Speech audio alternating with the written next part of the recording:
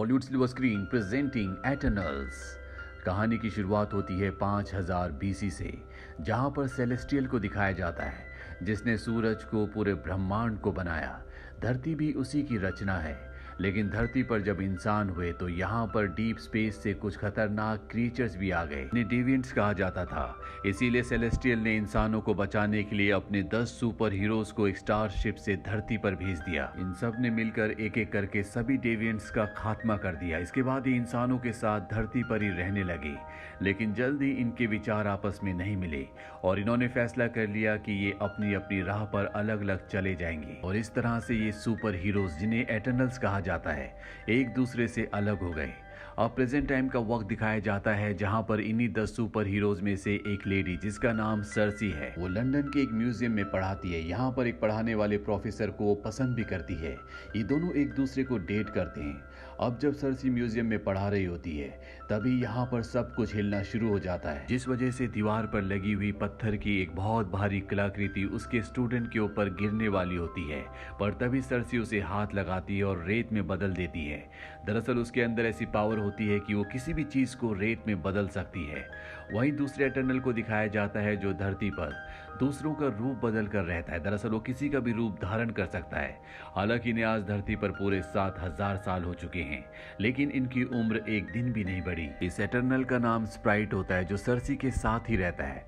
अब एक दिन सर्सी के बॉयफ्रेंड का, जो उसी के साथ उसी म्यूजियम में काम करता है, उसका बर्थडे होता है। और जब ये बर्थडे से वापस आ रहे होते हैं, तभी एक डेविएंट वहां पर आता है और इनके ऊपर हमला कर देता है। स्प्राइट, सर्सी और सर्सी का बॉयफ्रेंड उसका सामना करने की कोशिश करते हैं, लेकिन वो बहुत शक्तिशाली होता है। हालांकि सर्सी अपनी पावर से उसके पैरों को जाम कर देती है, लेकिन वो छूट जाता है और स्प्राइट पर हमला करता है। पर इससे पहले कि वो स्प्राइट को नुकसान पहुंचाता, यहाँ पर एक और एटर्नल आ जाता है जिसका नाम इक्रिस होता है। और इक्रिस, जो कि बहुत शक्तिशाली है, वो अपनी पावर से उस डेविएंट को घायल कर देता है। लेकिन ये तीनों के तीनों देखकर हैरान हो जाते हैं कि वो डेविएंट अपने आप को ठीक कर सकता है, यानी कि हील कर सकता है। आज से पहले किसी भी डेविएंट के अंदर ऐसी पावर नहीं थी। अब डेविएंट यहाँ से भाग जाता है। इक्रिस दरअसल वो एटर्नल है जिसने आज से 5000 साल पहले सर्सी से शादी की थी, पर किसी वजह से 2000 साल पहले वो धरती को छोड़कर चला गया था। उसके जाने के बाद सर्सी अकेली हो गई थी, इसीलिए वो अपने साथ काम करने वाले प्रोफेसर को डेट कर रही होती है। पर यहाँ पर सर्सी को समझ में आ चुका है कि डेविएंट्स वापस आ चुके हैं, इसीलिए वो प्रोफेसर को कहती है कि मुझे अब जाना होगा। लेकिन अब वो समझ चुका है कि ये सब सुपर हीरोज हैं। वो उससे पूछता है कि धरती पर जब इतना बुरा वक्त आया, इतना संकट आया, तो तुमने उस वक्त मदद क्यों नहीं की। सर्सी उसे बताती है कि हम अर्थ के पर्सनल मामलों पर इंटरफेयर नहीं कर सकते। हम यहाँ पर सिर्फ डेविएंट्स को मारने के लिए और धरती पर टेक्नोलॉजी को बढ़ाने के लिए आए हैं। इसके बाद वो अपने दोनों साथियों के साथ गाड़ी से यहाँ से निकल जाती है। ये अपने लीडर अजैक के पास जाते हैं, पर जब ये उस जगह पहुंचते हैं तो देखते हैं कि अजैक की मृत्यु हो चुकी है। ये समझ जाते हैं कि जिस क्रिएचर ने, जिस डेविएंट ने इनके ऊपर हमला किया था, उसी ने अजैक को मारा है। और अजैक के अंदर ऐसी शक्तियां थी कि वो अपने जख्मों को भर सकती थी, यानी कि वो किसी भी घाव को हील कर सकती थी। और अब यही शक्ति उस डेविएंट के अंदर है, यानी कि उस डेविएंट ने अजैक की सारी पावर्स को अपने अंदर एब्जॉर्ब कर लिया है। अभी अजैक की बॉडी से एक रोशनी निकलती है और सर्सी की बॉडी के अंदर चली जाती है, जो इस बात का प्रतीक होता है कि अजैक ने अब अगला लीडर सर्सी को चुना है। ये समझ चुके हैं कि जो डेविएंट्स इस बार लौट कर आए हैं वो बहुत ही खतरनाक है, उनके अंदर बहुत ज्यादा शक्ति है। इसीलिए फैसला करते हैं कि ये सभी एटर्नल्स को इकट्ठा करेंगे। ये एक एक करके सभी एटर्नल्स के पास जाते हैं, जो धरती पर आम इंसानों की तरह रहते हैं। हालांकि कोई भी वापस आने में इंटरेस्टेड नहीं होता, लेकिन जब सब अजैक की मौत की बात सुनते हैं तो ये सब के सब इकट्ठा हो जाते हैं। अब सर्सी फैसला करती है कि वो एरिशम के पास जाएगी। एरिशम वो है जिसने इन सब को बनाया है, और वो अपनी शक्ति से एरिशम के पास जाती है। और अब एरिशम सर्सी को धरती की इंसानों की सच्चाई के बारे में बताता है। वो कहता है कि हमने धरती की कोख में एक सेलेस्टियल का बीज बोया है, जिसे पूरी तरह से ग्रो होने में 7000 साल लगते हैं। जिस तरह से पेड़ पौधे अपने जीवन के लिए, एनर्जी के लिए सूरज का इस्तेमाल करते हैं, उसी तरह सेलेस्टियल को एनर्जी इंसानों से, जीवन से मिलती है। हमने सबसे पहले डेविएंट्स को बनाया था, लेकिन वो बहुत ज्यादा खूंखार हो गए, वो धरती से जीवन को खत्म करने लगे। इसीलिए हमने तुम्हें, यानी कि एटर्नल्स को बनाया, ताकि डेविएंट्स को खत्म कर दिया जाए। सर्सी ये पूरा सच जानने के बाद घबरा जाती है, क्योंकि उसे पता है कि सेलेस्टियल को धरती की कोख में रखे हुए पूरे 7000 साल हो चुके हैं, यानी कि सेलेस्टियल के बाहर निकलने का वक्त बहुत करीब है। और अगर सेलेस्टियल धरती की कोख से बाहर बाहर निकला तो धरती से इंसानियत का जीवन का खात्मा हो जाएगा। दरअसल एरिशम खुद भी एक सेलेस्टियल है और वो अपनी प्रजाति को बढ़ाने के लिए इसी तरह से प्लैनेट्स का इस्तेमाल करता है। आपने guardians of the Galaxy part 2 में पीटर क्विल के पिता ईगो को देखा होगा। वो भी एक सेलेस्टियल थे जो ब्रह्मांड का विस्तार करते थे, अलग अलग प्लैनेट्स बनाते थे ताकि उनका इस्तेमाल अपने फायदे के लिए कर सके। सर्सी को पूरा सच पता लगने के बाद बहुत दुख होता है क्योंकि वो पिछले 7000 सालों से धरती पर है, वो इंसानों से कनेक्टेड है और वो नहीं चाहती कि इंसानों का खात्मा हो। सर्सी वापस आ जाती है और अपने साथियों को पूरा सच बताती है। वो बताती है कि किस तरह से इमरजेंस का दिन आने वाला है, यानी कि वो दिन जिस दिन धरती की कोख से सेलेस्टियल बाहर निकलेगा और पूरी इंसानियत का खात्मा हो जाएगा। और ये सुपर हीरोज एटर्नल्स ऐसा नहीं चाहते, इसीलिए ये अपने एक और साथी को ढूंढने के लिए अमेज़न के जंगलों में जाते हैं जिसका नाम ड्रिंग होता है। वो इनका साथ देने से मना कर देता है। अमेज़न के जंगलों में इनके ऊपर डेविएंट का लीडर और डेविएंट्स हमला कर देते हैं। सर्सी अपनी पावर से एक डेविएंट को पेड़ में बदल देती है, लेकिन ठीक उसी वक्त डेविएंट्स का लीडर इन्हीं के एक साथी को मारकर, जिसका नाम गिलगमेश है, उसकी पूरी पावर को अपने अंदर एब्जॉर्ब कर लेता है। उसकी पावर एब्जॉर्ब करने के बाद वो अपनी शक्ल बदल देता है, वो इंसानों की तरह दिखने लगता है। साथ ही उसे इमरजेंस के बारे में भी पता चल जाता है। इसके बाद वो यहाँ से भाग जाता है और अब ये एटर्नल्स अपने साथी की मौत से बहुत ज्यादा दुखी हैं। इसके बाद सारे के सारे एटर्नल्स इराक जाते हैं जहाँ पर आज से 7000 साल पहले इन्होंने जमीन के नीचे अपने स्पेसशिप को दबा दिया था। ये अपनी पावर से स्पेसशिप को ऊपर लाते हैं और जब ये स्पेसशिप के अंदर जाते हैं तो वहां पर पहले से एक इनकी साथी होती है जो बोल नहीं सकती और उसकी रफ्तार बिजली से भी तेज होती है। अब इन्हीं में से एक एटर्नल बोलता है कि हम सबको अपनी पावर्स को इकट्ठा करना होगा, तभी हम इमरजेंस को, यानी कि हम सेलेस्टियल को धरती से बाहर निकलने से रोक सकेंगे और इंसानों को बचा सकेंगे। वो अपनी इंजीनियरिंग से इन सबको एक ब्रेसलेट दिखाता है जिसका नाम होता है यूनिमाइंड। वो कहता है हमें इस ब्रेसलेट को यानी यूनिमाइंड को बनाना होगा ताकि हम सेलेस्टियल को धरती की कोख से बाहर निकलने से रोक सकें। लेकिन तभी इनका एक साथी जिसका नाम इक्रिस है, उसने आज से 5000 साल पहले सर्सी से शादी की थी और 2000 साल पहले धरती को छोड़कर चला गया था। वो इनका साथ देने से मना कर देता है। वो कहता है कि मैं एरिशम के खिलाफ नहीं जा सकता, वो हमारा क्रिएटर है, उसी ने हमें बनाया है।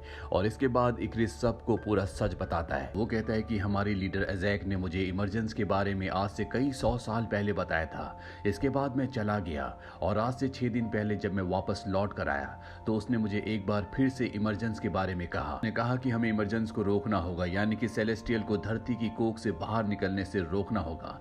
पर मैं ऐसा नहीं चाहता था। मैं एरिशम को किसी भी कीमत पर धोखा नहीं देना चाहता था, इसीलिए मैंने उसे डेविएंट्स के आगे फेंक दिया और डेविएंट्स ने उसे मारकर उसकी शक्ति को एब्जॉर्ब कर लिया। उसके मरने के बाद मैं वापस उसे उसी की जगह पर ले गया जहां पर तुम्हें उसकी आखिरी बार डेड बॉडी मिली थी। यहाँ पर इन सबको ये सुनकर बहुत दुख होता है कि इनके लीडर एजैक की मौत का कारण इक्रिस है। इक्रिस अब यहाँ से जाने लगता है। स्प्राइट भी उसके साथ चली जाती है क्योंकि वो इक्रिस से प्यार करती है। इन दोनों के जाने के बाद इनका एक और साथी चला जाता है। वो कहता है कि हम इक्रिस के बिना कुछ नहीं कर सकते। अब ये 3 यहाँ पर बचे हुए हैं। इन्हीं में एक होता है फेस्टोस। सर्सी से कहता है कि तुम्हारे पास जो स्टोन है तुम उससे एरिशम से जुड़ी हुई हो और हम इसकी शक्ति से एक बैंड बना सकते हैं।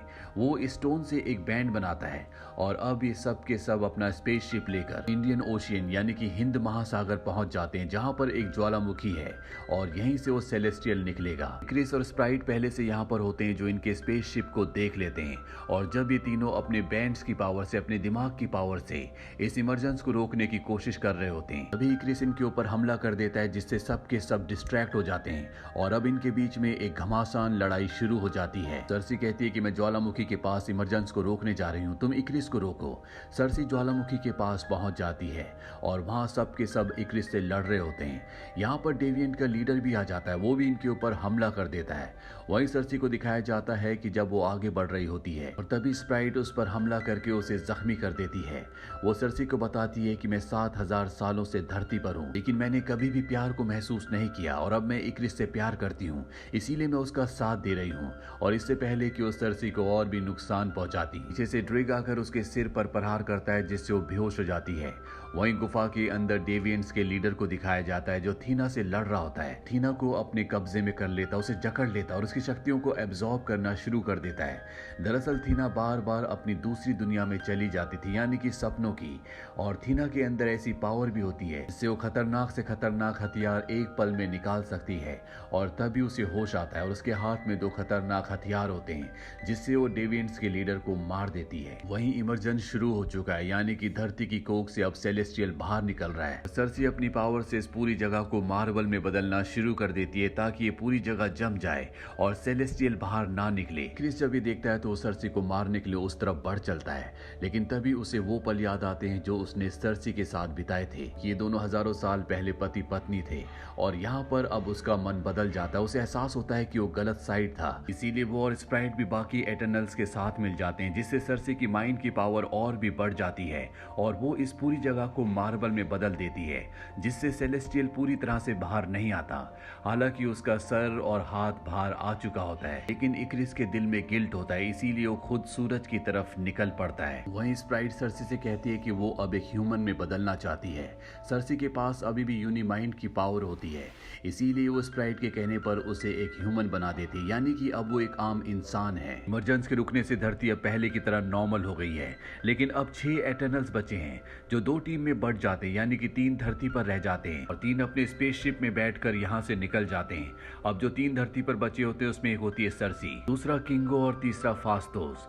और तभी आसमान से एक शक्ति इन तीनों को अपनी तरफ खींच लेती है और ये होता है एरिशम, जिसने इन्हें बनाया है, जिसने इन्हें धरती पर भेजा था। इन तीनों को कहता है कि तुमने इमरजेंस को होने से रोका है, तुमने एक सेलेस्टियल को मारा है, इसकी सजा तुम्हें मिलेगी, जिसके लिए मैं तुम्हारी यादों को चेक करूंगा। और अगर मुझे तुम्हारी यादों से ऐसा लगा कि इंसानों को धरती पर रहने का हक है, उन्हें जीना चाहिए, तो मैं उन्हें छोड़ दूंगा। और इसके बाद वो इन तीनों को अपने साथ सिंगुलैरिटी में ले जाता है। इस फिल्म के मिड क्रेडिट सीन में दिखाया जाता है बाकी 3 एटर्नल्स को जो स्पेसशिप लेकर अपने साथ चले गए थे। उनके सामने 2 लोग आते हैं जिनका नाम होता है पिप और ट्रॉल, और ये इरोस के असिस्टेंट होते हैं। दरअसल इरोस थैनोस का भाई है और यहाँ पर इरोस भी आ जाता है जो इनकी मदद करना चाहता है। एंड क्रेडिट सीन में हमें दिखाया जाता है उस प्रोफेसर को जो सर्सी के साथ उसी म्यूजियम में काम करता था और सर्सी को डेट भी कर रहा था। इसका नाम होता है डेन विटमैन। ये एक बॉक्स को खोलता है जिसके अंदर एक इबोनी ब्लेड होती है, यानी कि एक तलवार जो इसे पुकार रही होती है। और तभी डेन के पीछे से एक इनविजिबल शख्स की आवाज आती है। वो डेन को कहती है, are you ready for that? और इसी के साथ ये कहानी यहीं पर खत्म हो जाती है। मार्वल्स की सभी फिल्मों के लिंक्स हमने नीचे डिस्क्रिप्शन में दिए हैं, अगर आपने नहीं देखे तो उन्हें भी आप जरूर देखें। ये फिल्म ईयर 2021 में रिलीज हुई थी। IMDb पर इसकी रेटिंग है 6.4। इस फिल्म का बजट था $200 मिलियन और बॉक्स ऑफिस पर इसने कमाई की थी $402.1 मिलियन की। उम्मीद करते हैं कि आपको ये कहानी पसंद आई होगी।